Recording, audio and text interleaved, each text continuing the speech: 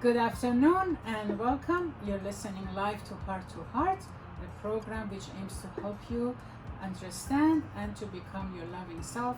I'm Dr. Mitra Rashidian. I'm a licensed marriage and family therapist and a certified sexologist in private practice in beautiful Encino, California. And I'm Dr. Robert Jaffe. I'm also a licensed marriage and family therapist, and I'm a certified hypnotherapist. And I'm here with Dr. Rashidian to share with you some of what we've learned over many years of study and practice on how to become and feel much more loving and joyful every day of our lives. We always dedicate our program to you, our listeners, and we are here to let you know that you do contain everything within you to feel happy, joyous, and free.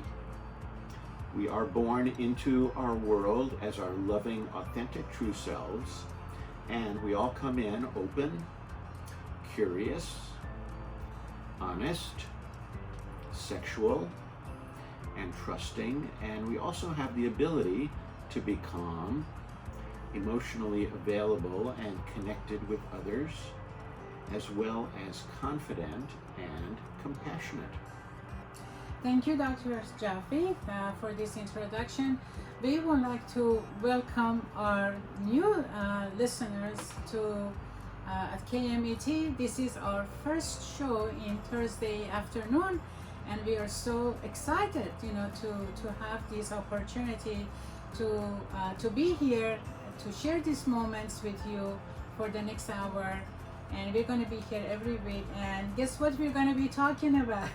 Something that everybody loves to learn about and also to get excited about.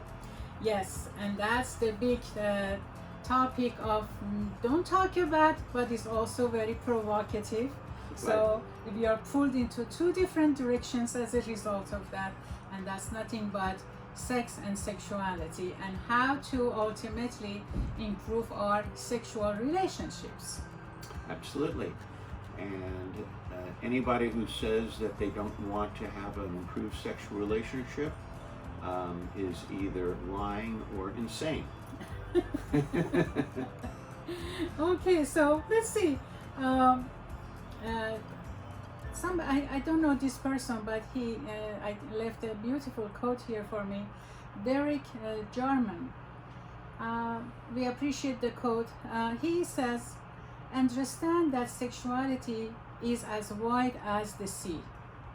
Well, I could not disagree with that. Mm-hmm. I am adding to that, however, to understand love and sexuality is to understand the infinity. That's a great Right? quote. And that's, I'm happy to claim that as my quote. That's your quote. To understand love Right. and sexuality is to understand infinity. Right. Mm-hmm. So when we are talking about, I always, when I start something new, and you and I are starting this is new, I think it's best to start with the basics, right? Okay. We're not here to, first of all, to teach any of you on how to have sex, because I think nature has done a good job teaching that it is, a natural phenomena, just like eating, just like breathing, just like listening, seeing. So those are something that automatically our biology can take care of.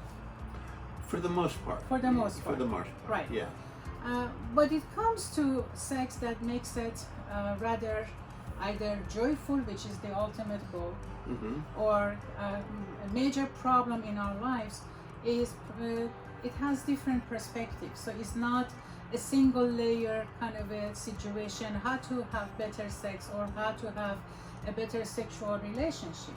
But there are so many factors that they are impacting this most important aspect of our lives.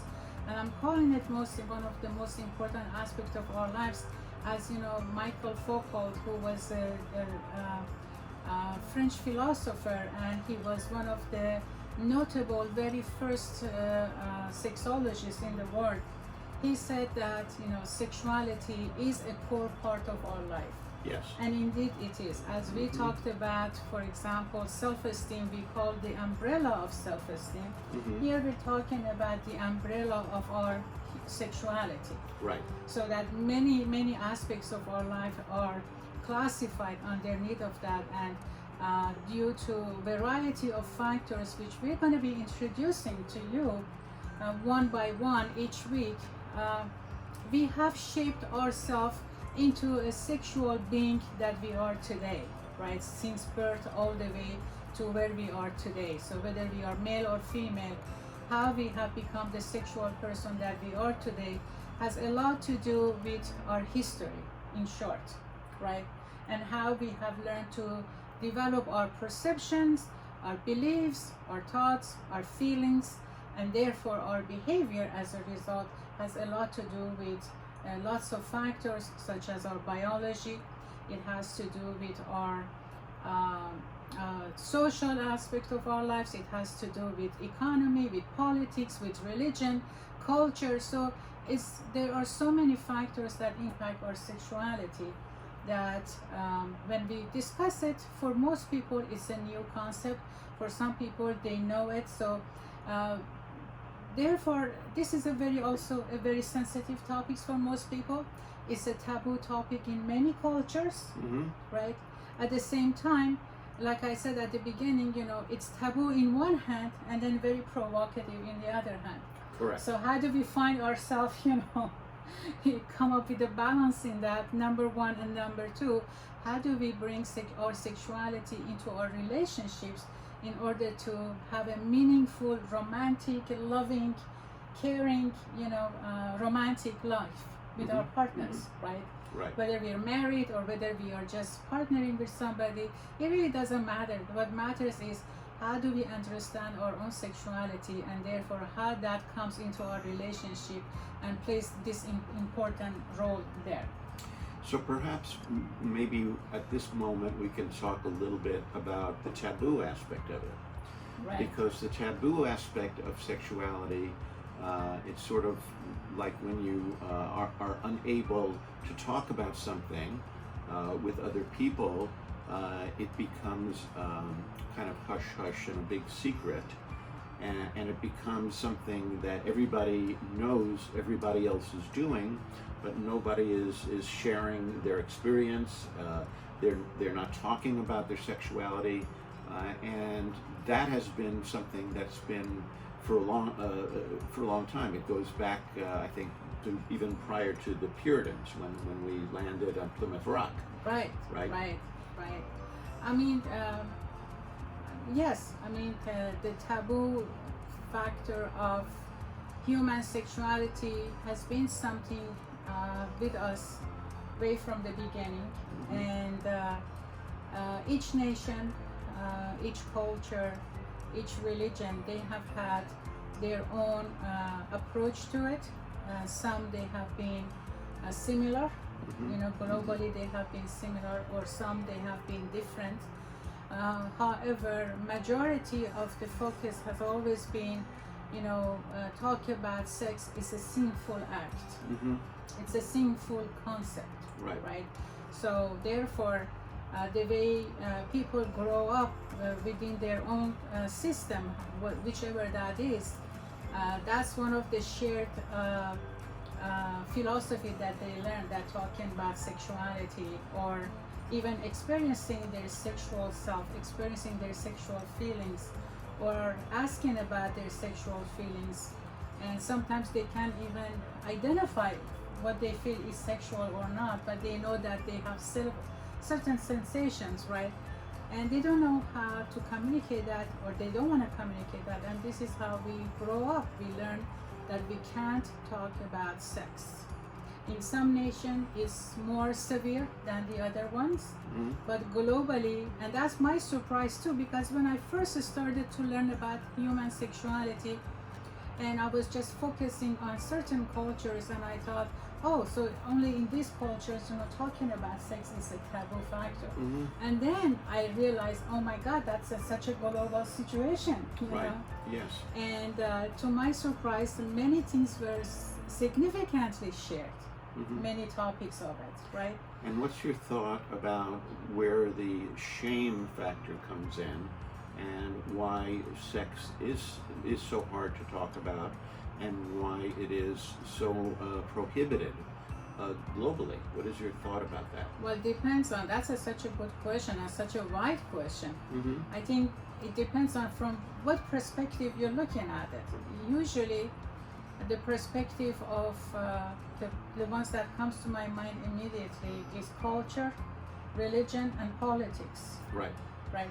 So these are the three aspects that combine, and plus minus, of course, depending on where one lives and where one grows up and what religious background they have, based and what type of lifestyle they come in, whether they're collective culture or whether they're individualistic culture. So these are things that they impact it.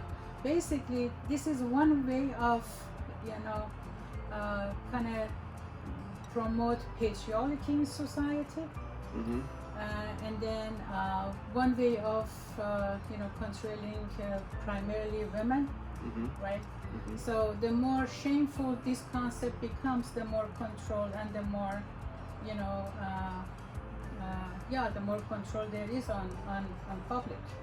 So are you saying then that, because you said basically you started off believing that it was just a cultural phenomenon, for like maybe your culture, Middle Eastern culture, Yes. and then you discovered that it was actually ubiquitous, that there was an aspect of sexual repression in just about every culture. Right. And so if it's worldwide, then there must be something about this that is that in some case, in some way, presents somewhat of a threat to perhaps people in power, or maybe to people people in power. You mentioned politics, you mentioned religion, and perhaps there's some threat to them, that if they can't control a person's sexuality, that person will not be controllable in other ways. Well, yes. I mean, it's like if you control people's eating, for example, right, and give them minimal food or shame them from eating, people can die faster than they start, right? So obviously, people's way of eating is not going to be controlled as much, right? However, the things that can be controlled, and one of them, the biggest one, is human sexuality. If they say, sex is bad, or talking about sex is bad, don't answer children's question about sex because they will learn and then they will do bad stuff. So these are all the terminologies that we hear. And then, the way to control this, by giving messages, of course, right? And I know that we just got the message that our commercial break is coming in. A commercial break is So coming. we will discuss this as how shame, happens in society and how it controls our sexuality. Yeah, and I think ultimately what we want to do is learn how to alleviate shame from something that is so basic as our sexuality, because we are all sexual creatures. Exactly. Thank you for saying that. Absolutely. I appreciate that.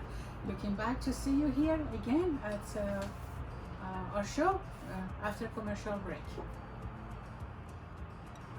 Welcome back from our commercial break.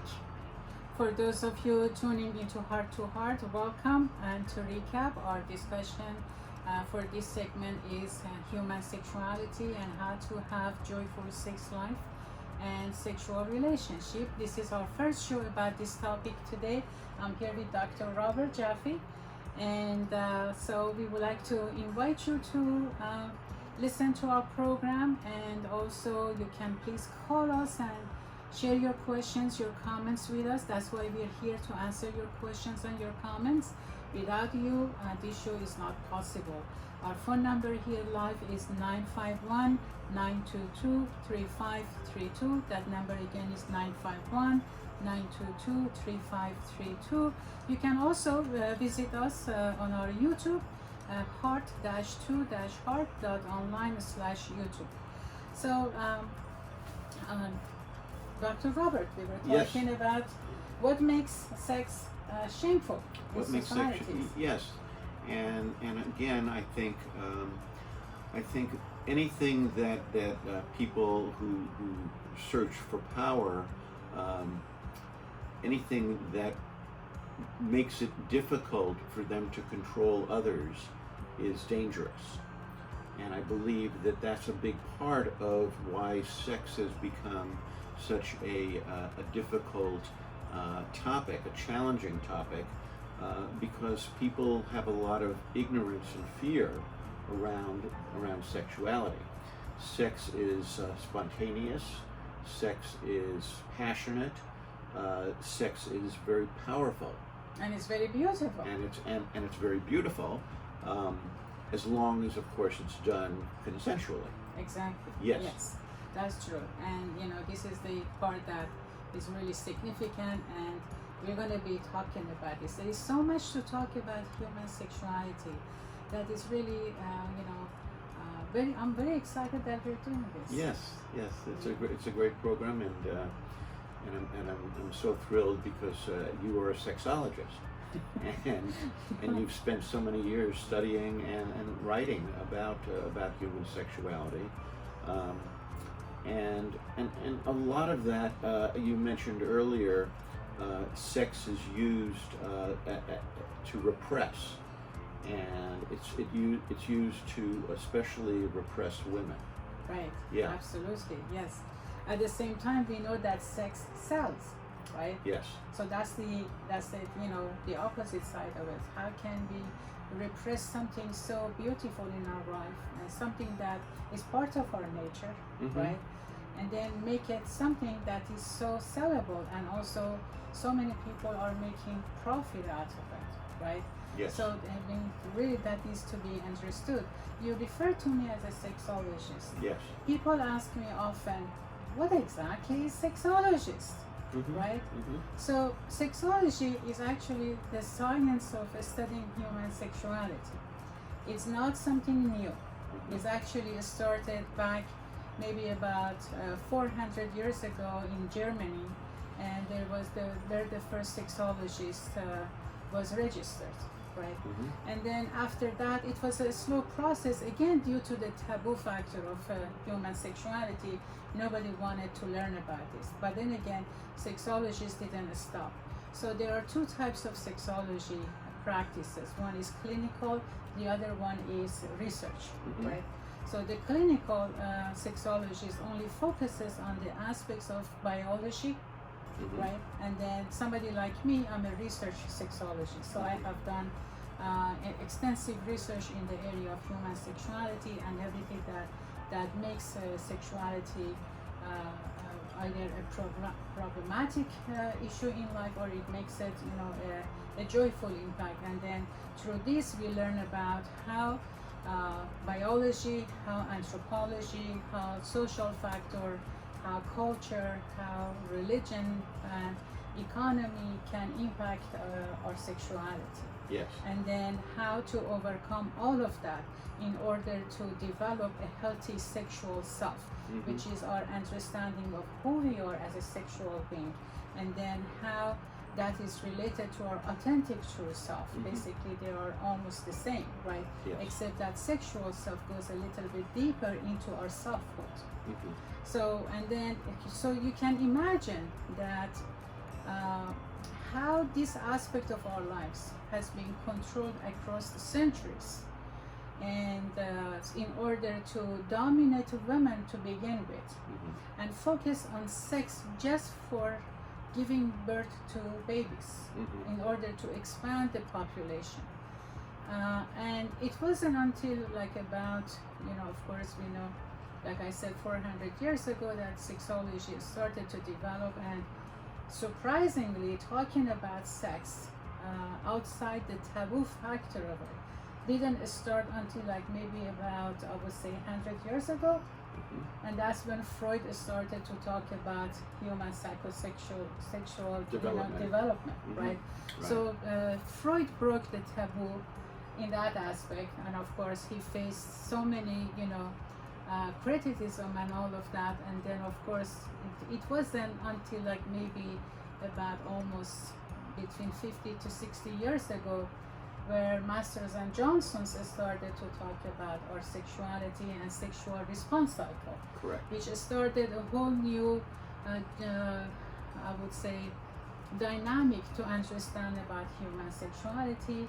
And then the rest started to develop slowly and slowly, and only perhaps during the past maybe 20 years that we almost have some safe place to talk about sexuality. Not even today still, you know. Yeah. As much as we think that today talking about sex is easy, sex is everywhere, everybody's having sex, the reality is, well, that may be true. However, there is another side to it, and so many people have so much problem with their sexuality, with their relationships, still with the taboo aspect of their sexuality. And this is more apparent in collective cultures, places where they have more conservative religious people, right? And ultimately, unfortunately, we see that the attention mostly is paid to female sexuality, whether it is as a sinfulness part of it, or as a problematic area of it, or as a dysfunction part of it. So most of the focus is on female sexuality rather than male sexuality. But then again, you know, within the past 10 years, we see that there are attention to male sexuality as well. There are issue of how still make sex a shameful factor and make profit out of it. Again, at the same time, like porn industry is really huge. And I want to comment on that because there's been pretty much of an uproar over the last decade about the church, right? And how much the church has turned a blind eye to the priests and ministers sexually abusing their parishioners. And of course, that has to do with the amount of sexual rules and repression, which again is part of the culture.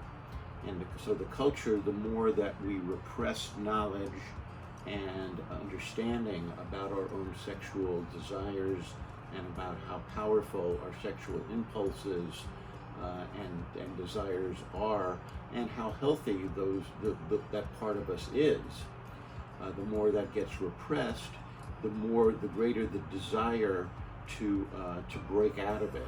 And oftentimes people break out of it in a way that's detrimental to themselves and others.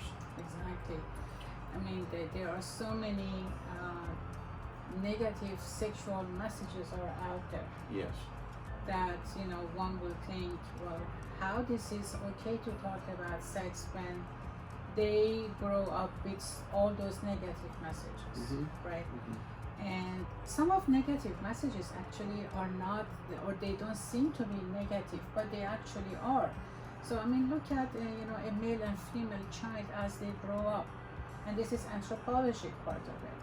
We say that, for example, what is known is, and it's very classic case, that a female child will wear pink outfit, and the boy will wear blue outfit. Right. Right. Girls are not supposed to run or do horseback riding, right? Because they can lose their virginity, or that's the belief that it's gonna happen. Yeah. You know? And then boys can do whatever, and they can walk around topless, right? So this is by itself, that's a negative message about sex. You know, and this is how we start to divide society from each other. We make it a female sexuality and we make it a male sexuality kind of a thing, where male can have some superiority there and then female cannot have, they have to be passive in that. And then we're wondering, when they end up coming into a relationship, why women are so known as being modest and not, they need to be modest and not express what they want sexually, where men can show up for sex in any way they wish. Mm-hmm. or at any time they want to have sex, Right. right? Right. So the division, the difficulty, the messages that men can have sex anyway and anytime, but women are need to be modest and control themselves is something that gradually is injected into our mind since birth, Yes. right? Yes.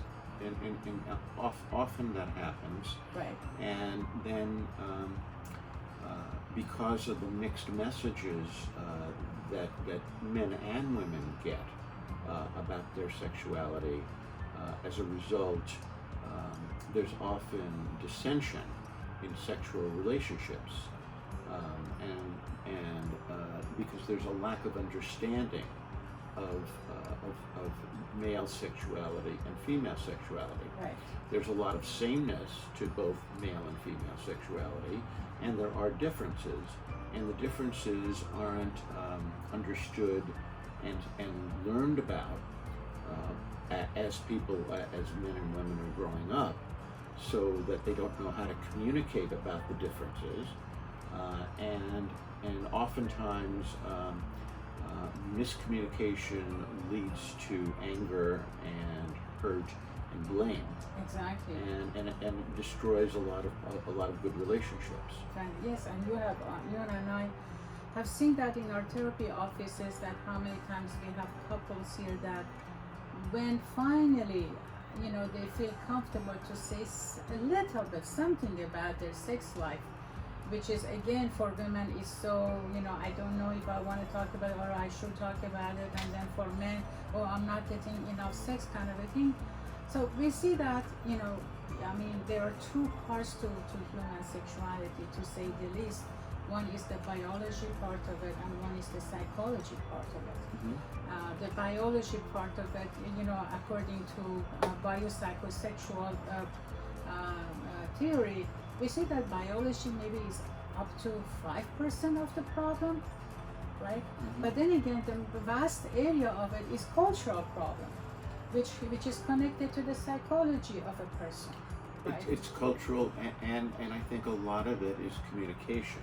Well, yeah, but communication falls into the culture of how do we learn to communicate about our sexuality. Mm-hmm. And the psychology is about how do I look at myself as a sexual being, Right. so that I can permit myself to understand what I want, what I desire, and how I want to communicate that or not, or whether I should in fact communicate that or not. Mm-hmm. Right. Mm-hmm. So biology, of course, it needs to be considered. However, the vast majority that is problematic is the psychology, and then under the umbrella of culture. And that's precisely what my research, the number of them that I have done, have shown that culture is the dominating factor to human sexuality. Right. Right. Right, which that goes, how we are being shamed for, how we become fearful, how we feel guilty about thinking about sex and wanting to have sex, and as a matter of fact, exactly what is having sex? That's the bigger question. And when I ask this from my clients, they say, well, you have sex to have orgasm. Mm-hmm. Right. What a big error we have right there. Right. Or sex is a sexual intercourse. Right. Or it is about Right. intercourse. Right. Exactly. Yeah. Right. Because when Bill Clinton was accused of having sex with Monica Lewinsky, and he said, "I did not have sex with that woman." A lot of people have criticized him for that.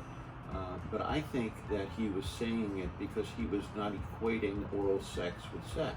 Right. I think he Right. was saying I didn't have intercourse with her, and that's really what sex is. Right. Sex is just intercourse, and any other kind of sexual play is not really sex. I think that's what he was alluding to, and I think a lot of people still have confusion about that. What really is sex? And we are here to kind of relieve people from this confusion. Right, every Thursdays at 3 o'clock here at KMET. We do welcome your comments and your questions. Please call us, email us, tell us what you want to hear. What are your sexual difficulties? What are your sexual experiences? what are your sexual understanding, and who you are as your own sexual self. Right. Right. So we look forward to hearing from you. And we'll be right back after the break. After the break, right? Yep. Here we go. Welcome back from our commercial break. This is Dr. Mitra and Dr. Robert here. Please call us with your comments, questions. Our phone number is 951-922-3532. That number again is 951-922-3532. We are delighted to be here. This is our very first show on Thursday afternoon, where we talk about the most delicious topic of the society and the most prohibited and taboo topic of the society, which is nothing but sex, right? So we were talking about, well, what is sex, right? What is sex? What is sex? I don't know. There is no one definition for it. You know, sex is not just two people getting together and have intercourse and then have the hottest orgasm, right? Well, of course, that is one form of how we introduce sex. And it's not a bad form either. And it's not a bad form. So what happens that most people don't get there, right? Yeah. And that's what we are here to uncover, you know. So we know that, you know, sex is taboo, sex is prohibited. At the same time, sex is everywhere, right? So in one hand, we are pushed back for having sex and talking about sex. In another hand, we are pushed forward to be as provocative as we can be during our sexual activity, or how to attract a guy or a female in order to have the hot sex that we all want. Right. Exactly, right. But then again, it's so easy to talk about it at times even, but then again, you know, it's much difficult when we get to the process of actually doing that. And what makes it very difficult is how we are as sexual being able to communicate about what works for us sexually, right? Yes. And that's the most difficult part. I mean, when we look at animals, they don't have this situation going on, right? And they have sex and they're happy and they walk away from each other, no expectations, whether they have babies or not. But then again, in some of them, we see that they form a family, of course, right? So there are some bounds there. So some animals, they can maintain that bound, some don't. With human, you know, the point is that we have to have the bond. We cannot really enjoy our sexuality if we don't have, you know, that emotional, psychological bond together. Right. There are some people who actually do have sex, you know, randomly, and they have maybe a partner here, a partner there, and that's a choice that they can have. And you know, that's the way that they want to express their sexuality and enjoy their sexuality. Majority of people do not operate that way. Right? Right. And therefore, it's important that when two people are making a commitment to each other, let's say, for example, marriage, or being a boyfriend, girlfriend, or just two partners, or however terminology they want to use, which is, you know, that's their choice, and I think they are all welcome, and there is no problem with the choice that we make how to have a partner for ourselves. That's not the primary situation. What's primary is how we can talk about, you know, our sexual desires. How do we express them? But to do all of that, how do we identify them within ourselves? Right. So if we don't have the practice of talking about sexuality, if we are fearful about talking about it, if we are shameful, if we feel guilty, or if we never had any formal or even informal, you know, sexual education, we could never recognize how to begin and what to do. So that's why that, you know, in sexual relationship, we see that one usually takes charge over the other person and the other person complies. Right? Yes, that happens quite often. Right. And I also want to say, you know, because of the biological differences and because the woman is the one who carries the child, and for a long time, there, you know, in history, there was no contraception possible. Contraception wasn't invented. So it became incumbent upon the woman to make sure that if she was going to have sex with a man, that she might get pregnant and then she wanted to make sure that she would have somebody there to help her with the child. So part of it is what we talked about before. Part of the shame and the power over women is a piece of what has kept us from. It's a piece of what has kept women suppressed. The other part is biology, because women had to make sure that if they were going to be with a partner, that if they could get pregnant, and that they would be safe and that the child would be safe. Exactly. So these are some aspects of it, and then the other aspect that we're going to be talking about in the future shows is how human being is able to turn around such a beautiful, such a romantic, such a divine relationship into an abusive concept, right? Where we see a lot about child abuse, sexual abuse. Yes. We hear about so many rapes, and we know that when we look at the statistic of that, we see that how big that is in society, globally, right? We see that in the name of sexual enjoyment, how much of child brides we have, right? So child brides are those that they are below age 18, usually around 9 and maybe up to 13, 14, that they are, they make them available for sexual pleasure of some men, and then we have seen even some at a very high ranked places, unfortunately. The other aspect of human sexuality even that can happen, and that's the biology, mentality, physical situation is all combined. We see that so many sexual illnesses, sexual transmitted diseases, sexual transmitted infections, right? Like STIs, like HPV, like AIDS and HPV and all, and HIV, all of that. So these are all the aspects and many more that we will be introducing each week, and we are going to be talking about them, and then how each aspect, as a matter of fact, shows itself in a negative way or positive way within our relationships. So having the knowledge of what our sexuality brings to us, how do we identify ourselves as a sexual being, and identifying factors that doesn't allow us to freely explore and explain and demand or request or want or share our desires. These are things that basically takes away that intimacy away from our relationship. Yes. Right. Part of what we have been talking about on our other programs is the idea of ego and spirit. Right. And the ego is that part of us that is all about us. The ego is that part of us that puts our own survival at the forefront of everything that we think about and do. And the ego is that part of us that wants power in order to dominate other people and make sure that we are getting everything we want without really caring too much about other people. Right. The spirit, a part of us, is I think of it as the being part of the human being. The human part, I think, as the ego. The spirit is the being.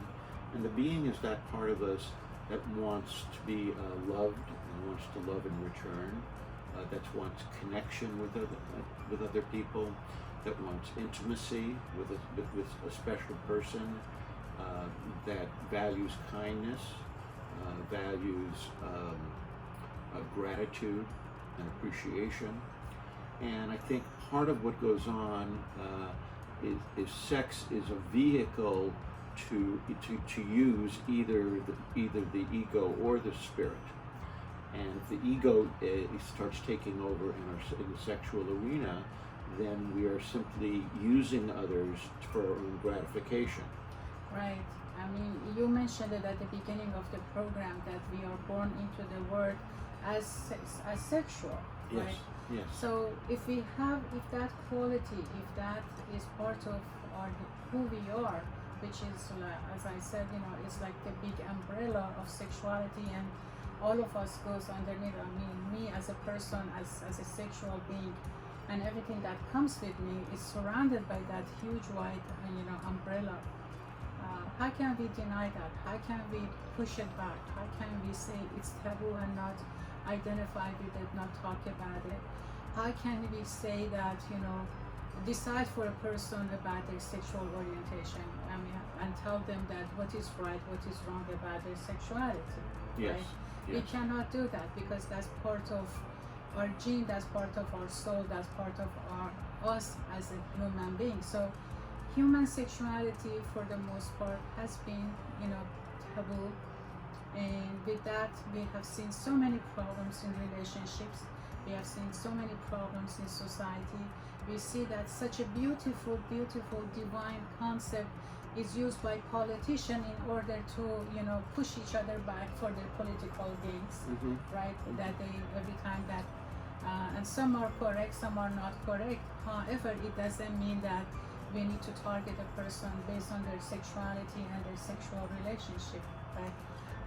But then again, we see that how we can use some of human quality in terms of pushing each other back and forth and control ourselves, each other, right? Yes. So it's been, human sexuality is being used in variety of destructive ways in societies, culture, religion, politics, and then at the same time it has been used as such a beautiful aspect of our lives in many relationships. But we want that to be global. We want that beauty, we want that peacefulness, we want that tenderness to be shared by everybody as God wants us to experience it. Not to use it as a weapon against ourselves, and also to humiliate ourselves or to make it a bad thing, where in fact, it's like telling us don't eat, it's like telling us don't breathe, it's like telling us you can't sleep, where it doesn't happen that way. We are sexual beings, we are going to be sexual, we are going to experience sexual needs.